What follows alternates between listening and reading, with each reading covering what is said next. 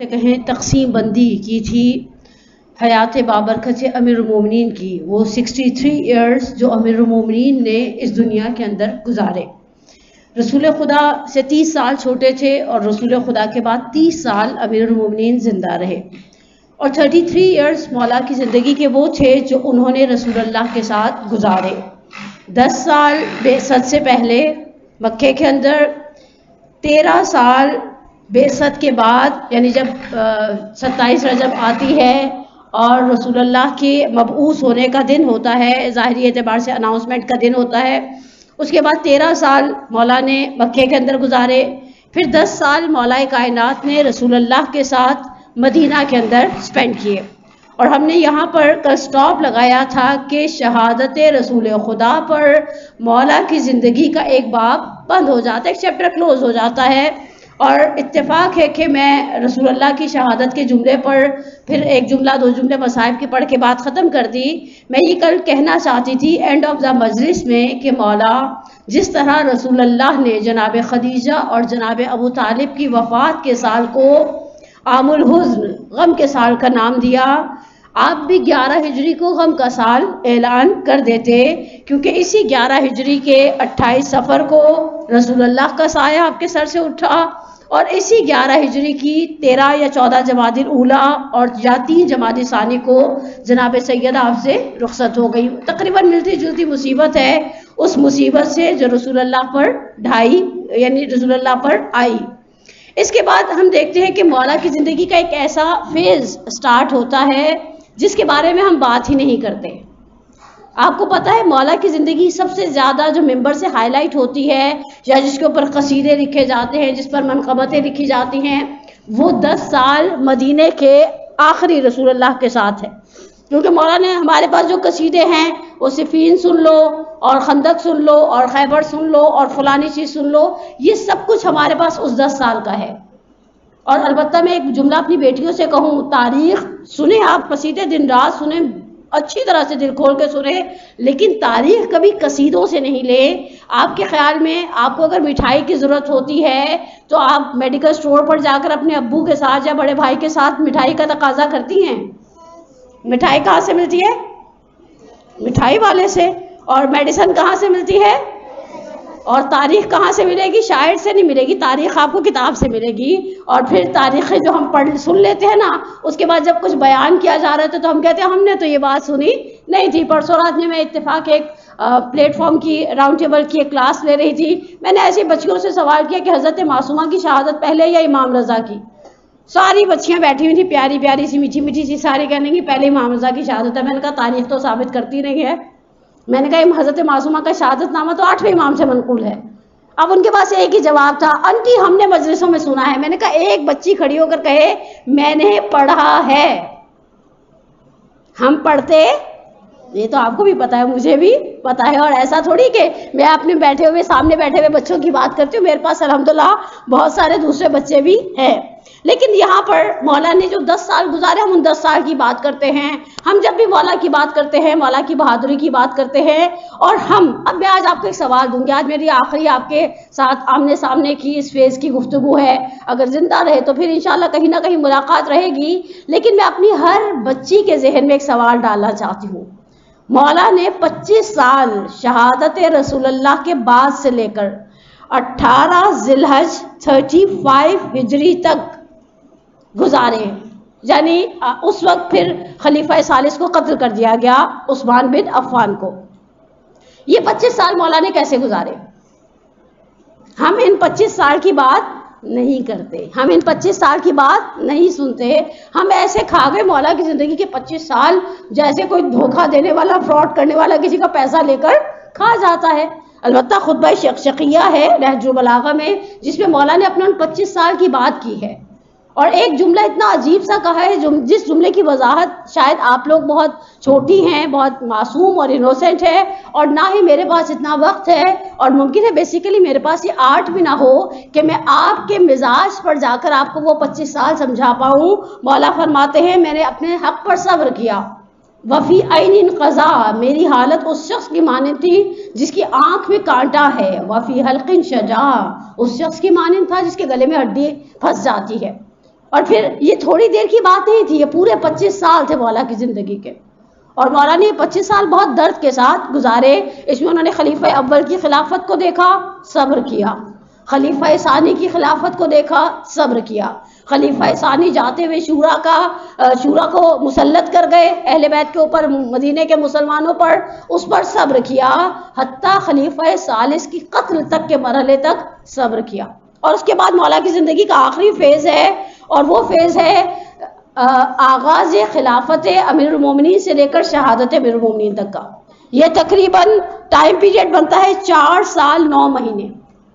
یہ میری کیلکولیشنز نہیں ہیں، میرے ہاتھ میں آ گئے علی نظری منفرد کی کتاب ہے قصہ کوفہ، اس کے اندر انہوں نے بڑی پرفیکٹ قسم کی حساب کتاب کے ساتھ کیلکولیشن کر کے رکھی ہے۔ یہ جو آخر کے 4 سال 9 مہینے ہیں، یہ بھی مولا کی 3 بڑی جنگوں کی نظر ہو گئے۔ مولا نے سب سے پہلے آغاز خلافت میں جو جنگ لڑی وہ جنگ جمل تھی۔ اچھا، اس جنگ میں سامنے میں آپ کو ایک بات کہوں، انسان غیروں سے دھڑلے سے لڑ لیتا ہے۔ مثلا خدا نخواستہ میرا کوئی لڑاکا مزاج نہیں ہے، لیکن میں نے لوگوں کو لڑتے ہوئے دیکھا ہے، آستینیں چڑھا لیتے ہیں لوگ، ایک دوسرے کو برا بھلا کہہ لیتے ہیں، بات حد سے بڑے ہاتھا پائی آ جاتی ہے۔ غیر کے ساتھ لڑنا ہمیشہ آسان رہا ہے، اپنوں کے ساتھ لڑنے کی انسان میں ضرورت نہیں ہوتی۔ اور مولا میں کے سامنے اس جنگ کے اندر پتہ ہے کچھ لوگ ایسے تھے جن کے بارے میں مولا کیا کہتے، میں صبح بیٹھ کر جب آپ لوگوں کے لیے ریویژن کر رہی تھی تو بعض جملے میں نے دیکھے، مثلا اس جنگ میں مولا کے سامنے ام المومنین تھی، رسول خدا کی ایک زوجہ۔ اس جنگ میں مولا کے سامنے طلحہ اور زبیر تھے۔ زبیر کے لیے مولا نے ایک جملہ نہج البلاغہ میں کہا ہے، الزبیر منا اہل البیت، زبیر ہم اہل بیت میں سے تھا، حتیٰ اس کا وہ منحوس بیٹا عبداللہ پیدا ہو گیا۔ اور یہ لوگ جب سامنے سے آ کے لڑے ہیں تو مولا کے لیے اچھا یہ فرسٹ کزن بھی ہیں، ایسا نہیں، طلحہ اور زبیر رشتہ دار بھی ہیں مولا کے، یعنی انسان کے لیے اپنوں کے ساتھ لڑنا آسان نہیں تھا۔ اور اس کے بعد جنگ جمل کے بعد پھر جنگ صفین ہے، مولا کی زندگی کی طولانی ترین جنگ، ایک ایسی جنگ جس جنگ کے اندر ایک رات لیلۃ الحریر ہے۔ حریر کہتے ہیں جب سردی کی شدت سے کتے کے دانت کپ کپاتے ہیں اور دانت سے دانت ٹکراتا ہے تو ایک ساؤنڈ پیدا ہوتا ہے، حریر 2 چشمے کی ہے سے لکھا جاتا ہے، لیلۃ الحریر۔ یہ پوری رات جنگ جاری رہی، ورنہ عربوں کا دستور یہ تھا کہ رات شام ڈلتی تھی، اندھیرا ہوتا تھا، جنگ بند کر دیتے تھے، پھر صبح کنٹینیو کریں گے، کیونکہ ان کے پاس سرچ لائٹیں نہیں تھی ہماری طرح۔ لیکن یہ وہ رات ہے جو پوری رات جنگ جاری رہی۔ اچھا کمال کیا، اس رات کے اندر 2 بڑے کام ہیں مولا کے۔ پہلا موقع ایسا آیا کہ مولا جنگ لڑ کر آئے، بالآخر آپ روزے میں پیاس کا احساس تو کر سکتے نا، مولا پیاس کی شدت سے خیمے کے اندر آئے، مولا کا ذاتی غلام مولا کے ساتھ تھا، مولا نے کہا پانی لے کر آؤ۔ وہ پانی لے کر آیا مولا کے لیے، جس کاسے کے اندر، جس کوزے کے اندر پانی لے کر آیا اس کے کارنر ٹوٹا ہوا تھا۔ مولا نے کہا اس برتن کے اندر پانی پینا اسلام میں ریکمینڈڈ، مفہوم بیان کر رہی ہوں، نہیں ہے۔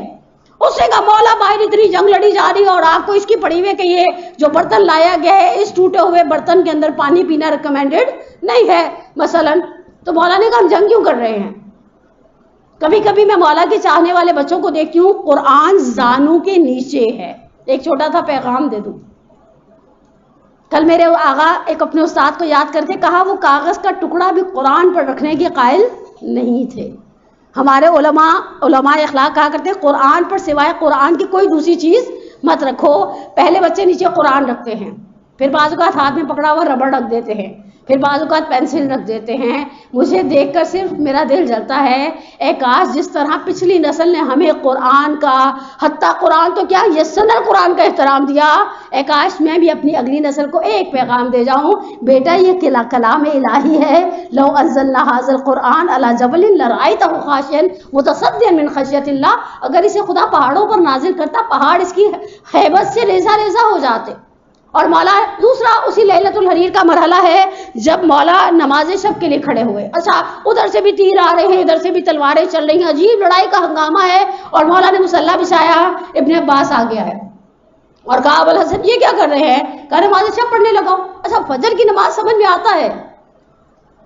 کہا مولا اس گھسمان کے رنگ میں، اس افراتفری کے عالم میں، اتنی کریٹیکل سچویشن میں، کہا ہم جنگ لڑ کیوں رہے ہیں؟ اور میں قربان ہو جاؤں، مولا کی ساری زندگی اسی طرح سے سپینڈ ہو گئی احیاء دین الہی۔ اور آخر میں پھر مولا کی زندگی کا لاسٹ فیز، یہ لاسٹ فیز نہ ہمارے ہسٹورینز نے بنایا ہے، نہ آغا جعفریان ہے، نہ آغا محلات، یہ کوئی نہیں ہے، یہ شہید مرتضیٰ مطہری کہتے ہیں لاسٹ 43 آورز، اب یہ 43 کی بھی کیلکولیشن میری نہیں ہے، میرا میتھس کبھی بھی شاید زندگی میں اتنا اچھا نہیں رہا. ضربت سے لے کر شہادت تک. صرف ایک جملہ نقل کروں، اور آج کیونکہ مجھے 4 یا 5 جملے شب قدر کے حوالے سے بھی کہنے ہیں. یہ آخری گھنٹے ضربت کے بعد مولا کی ضربت کا آپ نے کبھی عالم سوچا ہے کیسا تھا؟ ہڈی پر وہیں پر ضربت لگی ہے جہاں 23 سال کی عمر میں عمرو بن عبدود کی ضربت لگی تھی. اور اس کے بعد مولا سنبھل نہیں پائے. مولا کے منہ سے بے ساختہ نکلا بسم اللہ و باللہ والا ملت رسول اللہ فزت برب الکعبہ، اور مولا گر گئے. مولا آلریڈی سجدے میں ہیں لیکن مولا کا بیلنس ختم ہو گیا، مولا گر گئے. نمازیوں کے اندر ایک شور شرابہ ہنگامہ برپا ہو گیا. کسی نے فٹافٹ کپڑے کو پھاڑا اور کپڑا پھاڑ کے مولا کے سر پر پٹھی کس کے باندھ دی. اور آغا فضل اللہ کمپانی علی مظہر کبریا میں کہتے ہیں اس کے بعد مولا تھوڑی دیر بعد بے ہوش ہو جاتے تھے. ضربت سے لے کر شہادت تک ہمارے پاس تقریباً بڑی کتابوں میں 9 وصیتیں ہیں مولا کی. اور ان وصیتوں میں سے ایک جملہ آپ کے ساتھ، اور میں نے کتاب بند کر دی. مولا ان وصیتوں میں سے ایک وصیت ہے، وصیت نمبر 47 ان نہج البلاغہ. مولا فرماتے ہیں اسی کو ماں میں تم دونوں کو، سامنے امام حسن ہے اور امام حسین ہیں، وہ جمیع ولدی، اور میرے سارے بچے ہیں. بہت بڑی فیملی تھی مولا کی. اور بچوں کے اندر بھی ڈفرنٹ سائزز تھے. کل رات کو میں کسی کے اسٹیٹس پر ایک نوحہ دیکھ رہی تھی، مولا نے کہا میرے 18 بیٹوں کو بلاؤ. میں سوچ میں پڑ گئی. آخری بیٹا مولا کی شہادت کے وقت آپ کو پتہ ہے شیر خوار تھا. شیر خوار سمجھتے ہیں؟ دودھ پیتا بچہ کھڑا ہو سکتا ہے. اور جناب ام البنین کا آخری فرزند تھا مولا کا، اور ایک فرزند مولا کا 2 سال کا تھا. وہ ایسا ہے کہ بڑے بھائیوں کے برابر کھڑا ہو، ایک جیسے بیٹے علی کے. پتہ نہیں کہاں سے لوگ باتیں نکالتے ہیں اور کہاں سے لوگ اس کو پھیلانے کے لیے اسٹیٹسوں پر ڈال دیتے ہیں. مولا فرماتے ہیں اسی کما و جمیع ولدی ومن بلغہ کتابی. مولا اگر جمیع ولدی پر رک جاتے نا کہ میرے سارے بچے، تو میں کہتی مولا نے تو اپنے بچوں سے کہا میں بیچاری کیا ہوں. مولا کہتے ہر وہ شخص جس تک میری تحریر پہنچ جائے، نہج البلاغہ آ جائے.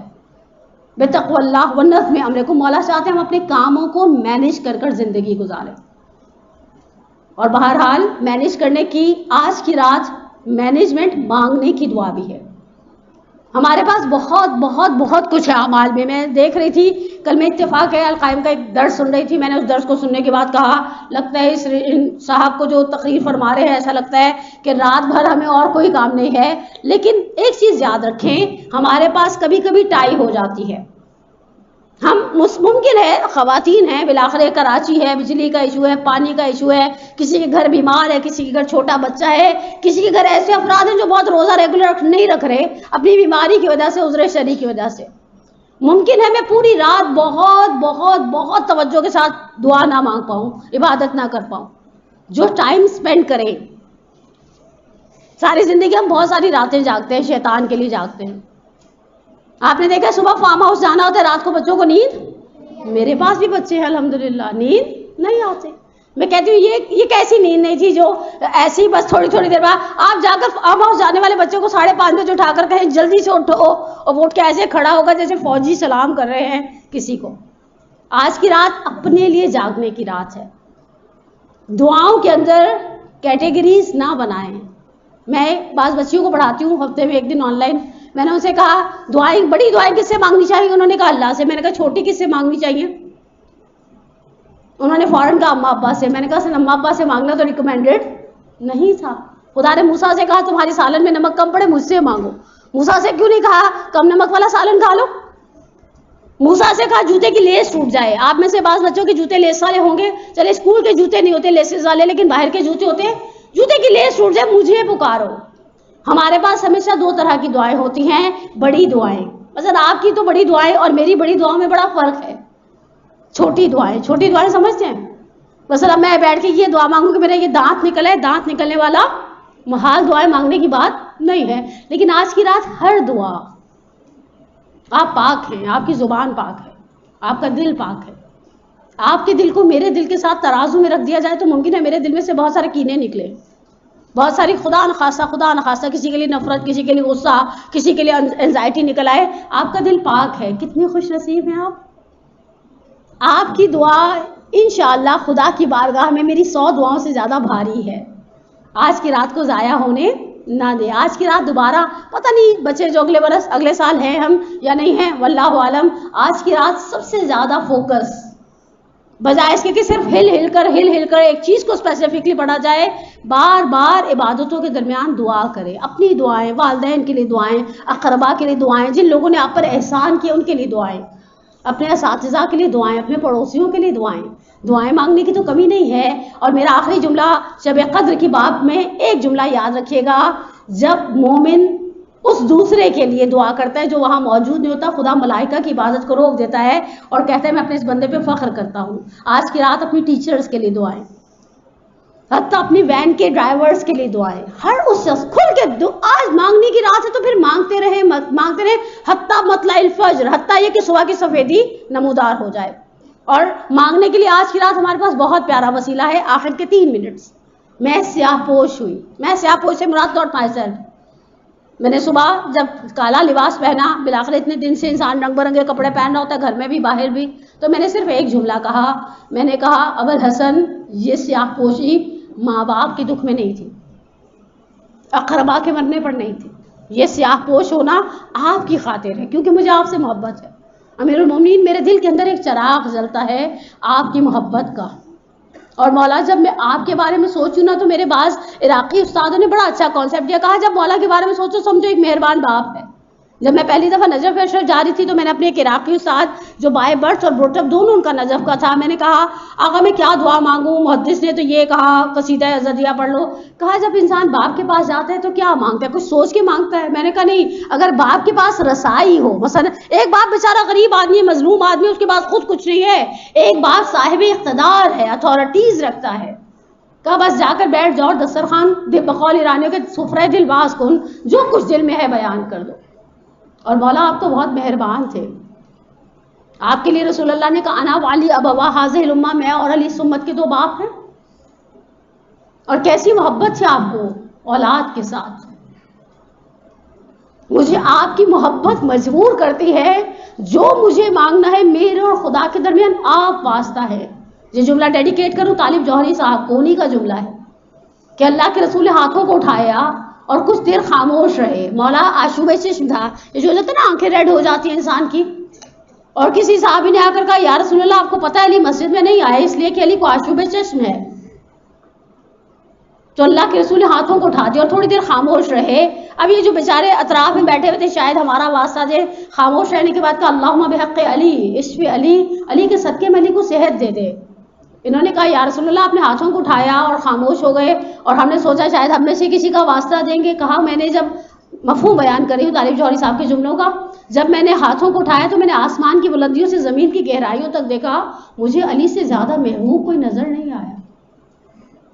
اور میں مولا سے ایک جملہ کہوں, مولا تاریخ میں 3 بیٹیاں تھیں, 3 جملے, ہم سب یہاں پر بیٹیاں ہیں. پہلی بیٹی سیدہ کونین, دروازے پر جب دوسری یا تیسری دستک ہوئی, آنکھوں سے آنسو بہے, رسول اللہ نے کہا فاطمہ روتی ہو؟ کہا بابا کوئی ہے, تھوڑی دیر بعد دستک دیتا ہے, سمجھتا نہیں میری بات کو. میں نے کہہ دیا آپ آرام کر رہے ہیں. اچھا مینٹلی پریپیئر ہیں, بابا بار بار پریڈکٹ کر رہے ہیں کہ میں نے اب دنیا سے آخری وقت آ گیا ہے. جیسے رسول اللہ نے کہا نا ملک الموت ہے, چہرے کا رنگ بدل گیا ہوگا. دوسری بیٹی ام کلثوم ہے, 19 رمضان کی صبح بابا آمادہ ہوئے, مسجد میں جا رہے ہیں بی بی, تقریباً 33-34 سال کا سن و سال ہے اس وقت جناب ام کلثوم کا, 40 ہجری کے اندر. مولا نے سر پر امامہ رکھا, اباقبا پہنی, دروازے تک آئے, گھر میں پلی ہوئی مرغابیوں کی طرف اشارہ کیا, کچھ نصیحتیں کی. شہزادی کھڑی ہو گئی, کہا بابا میرا دل بڑا بے چین ہے, آپ اجازت دیں میں بھیا حسن کو جا کر اٹھاؤں, نماز پڑھانے وہ چلے جائے. مولا نے کہا نہیں. میں ایک جملہ کہوں, یہ بھی میرا ذاتی جملہ نہیں ہے, میری اتنی بساط نہیں, میں اتنا بڑا جملہ کہوں, یہ مرحوم ذیشانہ در جوادی کا جملہ ہے. میں بی بی کی روح سے کہوں, بی بی 33 سال کا سن و سال ہے, شوہر کے گھر میں ہے, باپ مسجد میں جا رہا ہے, نمازیوں کے درمیان, چاہنے والوں کے درمیان جا رہا ہے, رو کیوں رہی ہیں؟ تو بعید نہیں پلٹ کر بی بی کہے, اولاد کو بھی خبر ہو جاتی ہے ماں باپ پر مصیبت آنے والی, اور میرا آخری جملہ، اس سے زیادہ کہنے کا میرے اندر ہمت اور طاقت نہیں ہے۔ پہلی بیٹی مضطرب تھی، دوسری نے آ کر دروازے کے اور باپ کے درمیان کھڑے ہو کر بابا کو روک لیا، تیسری بہت مظلوم تھی۔ یہ نہ روئی ہے نہ دروازے کے آگے کھڑی ہوئی تو گھوڑے کے سبوں سے لپٹ گئی اور گھوڑے سے کہنے لگی میں لے جانے نہیں دوں گی۔ حمید ابن مسلم ازدی کا جملہ ہے، کہا میں نے دیکھا حسین گھوڑے پر بیٹھ گئے ہیں اور حسین اب آہستہ آہستہ رکابوں میں پیر رکھ رہے ہیں تاکہ مقتل کی جانب بڑھے، اور میں نے دیکھا حسین اس تیزی کے ساتھ زمین کربلا پر آئے جس تیزی سے تیر کمان سے نکلتا ہے۔ حمید تم نے حسین کی صورت دیکھی، حسین نے بچی دیکھی کیسے گرم زمین پہ بیٹھی ہے، اور ایک جملہ کہا رہوار کہ میرے پاؤں نہ پڑ، میری بچی تو سیدانی ہے، یہ کوئی ایسے گھوڑے کے پیر پکڑتا ہے؟ کہا بابا جانے نہیں دوں گی۔ اب یہاں یہ جملہ خالصتاً ارباب منبر کا ہے، مقتل میں مجھے ایسی کوئی روایت نہیں ملی۔ ایک جملہ کہا بابا کی آخری وصیت کا پاس رکھو گی؟ کہا بابا حکم کریں۔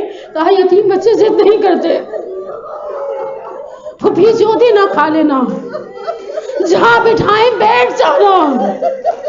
دیکھو ماں کے دل پہ اصغر کا داغ تازہ ہے، رو کے رلانا نہیں ماں کو۔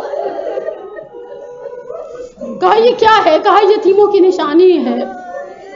کتنا سخت ہے۔ بی بی ہم امام زمانہ ہم سیاہ پوش ہیں، آپ کے پدر بزرگوار کے عزادار ہیں اور پروردگارہ شب قدر کے آستانے میں کھڑے ہیں۔ پروردگارہ تجھے شب قدر کا واسطہ، تجھے لیلۃ القدر کے اندر اس راز کا واسطہ جو راز سیدہ کی ذات میں تھا۔ ہماری سب سے بڑی حاجت ہے ہمارے ولی کے ظہور میں تعجیل فرما، ہمارے گناہ کبیرہ و صغیرہ کو معاف فرما۔ اس ماہ مبارک کی ان بابرکت راتوں میں جو کچھ ہم تجھ سے طلب کریں اپنی بارگاہ سے، اپنے رحم سے، اپنے کرم سے ہمیں عنایت فرما۔ پروردگارہ میں اپنی تمام بیٹیوں کے لیے، اپنی بہنوں کے لیے دعا گو ہوں جو آئی ہیں حالت روزہ میں اتنی مشقت کرتی ہیں۔ پروردگارہ جو دلوں میں ان کی حاجتیں ہیں انہیں امیر المومنین کی ذات بابرکت کے صدقے میں قبول و منظور فرما۔ پروردگارہ بحق محمد و آل محمد ہمیں ہمارے والدین کے لیے، ہماری اولادوں کو ہمارے لیے باقیات و صالحات میں سے قرار دے، ہم سب کا خاتمہ بالایمان فرما۔ اس ماہ مبارک کو ہماری زندگی کا آخری ماہ مبارک قرار نہ دے۔ ہر وہ شخص ہم اپنے لیے دعا گو ہیں، اپنے والدین کے لیے دعا گو ہیں، اعزاء اور اقربا کے لیے دعا گو ہیں، اساتذہ کے لیے دعا گو ہیں، محسنین کے لیے دعا گو ہیں، ان افراد کے لیے دعا گو ہیں جن کا ہماری گردن پر حق ہے اور ہم نے اس حق کو ادا نہیں کیا۔ آج کی رات کے صدقے میں ہم سب کی تمام جائز دلی حاجات کو پورا فرما۔ اور آخری دعا بڑی پیاری سی لگتی ہے مجھے، آج کی رات تو دے گا، تیرے خزانے کھلے ہیں اور کچھ زیادہ ہی کھلے۔ آج کی رات جو کچھ تو اپنے نیک بندوں کو دے گا ان کے صدقے میں ہمارے مقدر میں قرار دے۔ ربنا تقبل منا انک انت السمیع العلیم، آمین یا رب العالمین۔ اپنی دعاؤں کی قبولیت کے لیے آپ شب قدر کو پائے اور شب قدر میں خدا سے عافیت کو طلب کریں۔ ایک صلوات پڑھے محمد و آلہ